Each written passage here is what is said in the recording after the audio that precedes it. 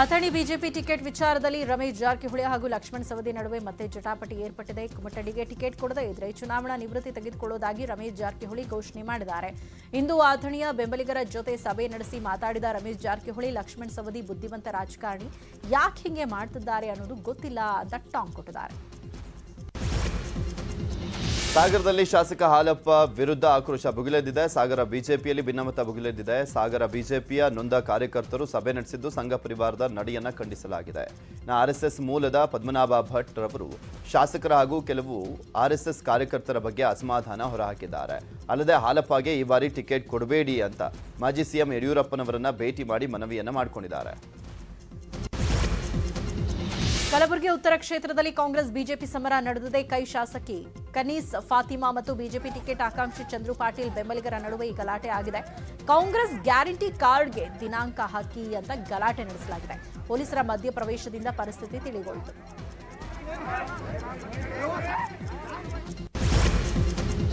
ರಾಜ್ಯದ ಬಹುತೇಕ ಕಡೆ ಮತದಾರರಿಗೆ ಭರ್ಜರಿ ಆಮಿಷ ಒಡ್ಲಾಗ್ತಾ ಇದೆ. ಬೆಂಗಳೂರಿನಲ್ಲಿರುವಂತಹ ಕೆಆರ್ಪೇಟೆ ಮತದಾರರಿಗೆ ಸಚಿವ ನಾರಾಯಣಗೌಡ ಭರ್ಜರಿ ಬಾಡೂಟವನ್ನು ಆಯೋಜನೆ ಮಾಡಿದ್ರು. ಅರಮನೆ ಮೈದಾನದ ನಲ್ಪಾಡ್ ಪೆವಿಲಿಯನ್ನಲ್ಲಿ ಅಳಿಯ ಕರಣ್ ವಿಶ್ವನಾಥ್ ಬರ್ತ್ಡೇ ಹೆಸರಿನಲ್ಲಿ ಕೆಸಿ ನಾರಾಯಣಗೌಡ ಬಾಡೂಟವನ್ನು ಹಾಕಿಸಿದ್ದು ತಮ್ಮ ಕೆಆರ್ಪೇಟೆ ಕ್ಷೇತ್ರದ ಮತದಾರರನ್ನು ಆಹ್ವಾನಿಸಿದ್ರು. ಬೆಳಗಾವಿ ಗ್ರಾಮೀಣ ಕ್ಷೇತ್ರದ ಕುದ್ರೆಮನಿ ಗ್ರಾಮದಲ್ಲಿ ಮತದಾರರಿಗೆ ಹಂಚಲು ತಂದಿದ್ದಂಥ ಟಿಫನ್ ಬಾಕ್ಸ್ಗಳ ಜಪ್ತಿ ಮಾಡಲಾಗಿದೆ. ಬಿಜೆಪಿ ಕಾರ್ಯಕರ್ತರ ಮನೆಯಲ್ಲಿ ಸಂಗ್ರಹಿಸಿ ಇಟ್ಟಿದ್ದಂಥ ಟಿಫನ್ ಬಾಕ್ಸ್ಗಳು ಮೇಲೆ ರಮೇಶ್ ಜಾರಕಿಹೊಳಿ ಆಪ್ತ ಬಿಜೆಪಿ ಟಿಕೆಟ್ ಆಕಾಂಕ್ಷಿ ನಾಗೇಶ್ ಮುನ್ನೋಳ್ಕರ್ ಭಾವಚಿತ್ರ ಇದೆ. ಈ ಬಗ್ಗೆ ಕೇಸ್ ಕೂಡ ದಾಖಲಾಗಿದೆ.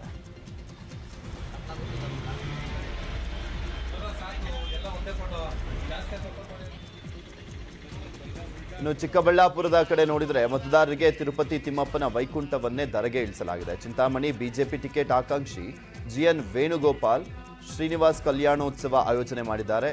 ತಿರುಪತಿ ತಿಮ್ಮಪ್ಪನ ಹೆಸರಲ್ಲಿ ಭರ್ಜರಿ ಮತಬೇಟೆ ಆಡ್ತಾ ಇದ್ದಾರೆ. ಭಕ್ತಾದಿಗಳಿಗೆ ತಿರುಪತಿಯಲ್ಲಿ ನೀಡುವಂಥ ಪುಳಿಯೋಗರೆ, ಪೊಂಗಲ್, ಮೊಸರನ್ನ, ಲಾಡು ವಿತರಣೆ ಮಾಡಲಾಗಿದೆ. ಕರ್ನಾಟಕ ವಿಧಾನಸಭಾ ಚುನಾವಣೆಗೆ ಆಮ್ ಆದ್ಮಿ ಪಕ್ಷ 80 ಜನರ ಮೊದಲ ಪಟ್ಟಿ ಬಿಡುಗಡೆ ಮಾಡಿದೆ. ಮೊದಲ ಪಟ್ಟಿಯಲ್ಲಿ 45 ವರ್ಷಕ್ಕಿಂತ ಕೆಳಗಿನವರಿದ್ದಾರೆ. ಮೊದಲ ಲಿಸ್ಟ್ನಲ್ಲಿ 7 ರೈತರು, 7 ಮಹಿಳೆಯರು, 7 ಸಮಾಜ ಸೇವಕರು, 13 ವಕೀಲರು, 4 ವೈದ್ಯರು ಹಾಗೂ ಪತ್ರಕರ್ತರಿದ್ದಾರೆ. ಇಂಜಿನಿಯರ್ಸ್ ಇದ್ದಾರೆ.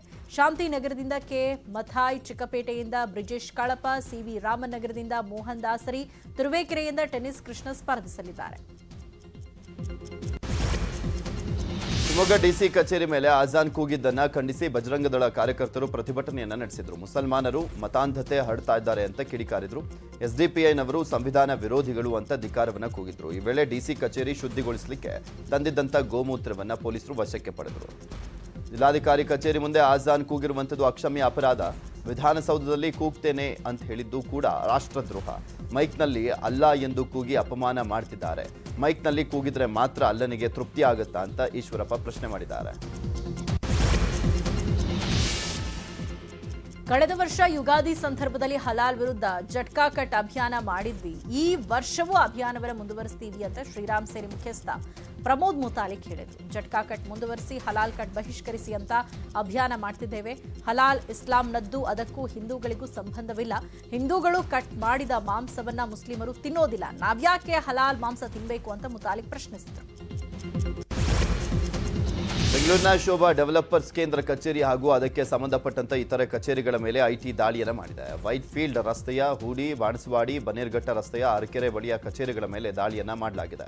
ಆದಾಯ ತೆರಿಗೆ ವಂಚನೆ ಹಿನ್ನೆಲೆಯಲ್ಲಿ ಬೆಂಗಳೂರು ಚೆನ್ನೈ ವಿಭಾಗದ 10 ಐಟಿ ಅಧಿಕಾರಿಗಳು ದಾಳಿಯನ್ನು ಮಾಡಿದ್ದಾರೆ. ಬೆಳಗ್ಗೆ 8 ಗಂಟೆ ಸುಮಾರಿಗೆ ಐಟಿ ಟೀಮ್ ದಾಳಿಯನ್ನು ಮಾಡಿದ್ದು ಕಡತಗಳ ಪರಿಶೀಲನೆ ಮಾಡಲಾಗ್ತಾ ಇದೆ.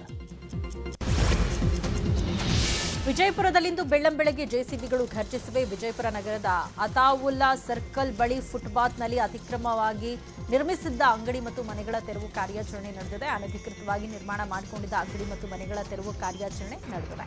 ಅತಿಕ್ರಮಣ ಮಾಡಿದವರಿಗೆ ನೋಟಿಸ್ ನೀಡಿ ತೆರವು ಕಾರ್ಯಾಚರಣೆ ನಡೆಸಲಾಗ್ತಾ ಇದೆ. ಪಾಲಿಕೆ ಆಯುಕ್ತ, ಉಪ ಆಯುಕ್ತರ ಸಮ್ಮುಖದಲ್ಲಿ ತೆರವು ಕಾರ್ಯಾಚರಣೆ ನಡೀತಾ ಇದೆ. ಸಿಎಂ ತವರು ಹಾವೇರಿಗೆ ಪ್ರಧಾನಿ ಮೋದಿಯ ಕನಸಿನ ಸ್ವಚ್ಛ ಭಾರತ್ ಯೋಜನೆಗಾಗಿ ಕೊಟ್ಟಿದ್ದಂಥ ಕಸದ ಡಬ್ಬಿಗಳು ದುರ್ಬಳಕೆ ಆಗಿವೆ. ಗ್ರಾಮ ಪಂಚಾಯಿತಿಗಳಲ್ಲಿ ಮನೆ ಮನೆಗೆ ಫ್ರೀಯಾಗಿ ಪ್ಲಾಸ್ಟಿಕ್ ಡಬ್ಬಿಗಳನ್ನು ನೀಡಬೇಕು. ಆದರೆ ಕನವಳ್ಳಿ ಗ್ರಾಮ ಪಂಚಾಯಿತಿಯ ಡಸ್ಟ್ಬಿನ್ಗಳು ಅಂಗಡಿಯಲ್ಲಿ ಮಾರಾಟವಾಗ್ತಾ ಇದ್ದಾವೆ. ಅವುಗಳಿಗೆ 70 ರೂಪಾಯಿ ನಿಗದಿಪಡಿಸಲಾಗಿದೆ. ಇದರಲ್ಲಿ ಅಧಿಕಾರಿಗಳ ಕೈವಾಡ ಇರುವಂಥ ಶಂಕೆ ಇದ್ದು ತಪ್ಪಿತಸ್ಥರ ವಿರುದ್ಧ ಕ್ರಮ ಕೈಗೊಳ್ಳಬೇಕಾಗಿದೆ.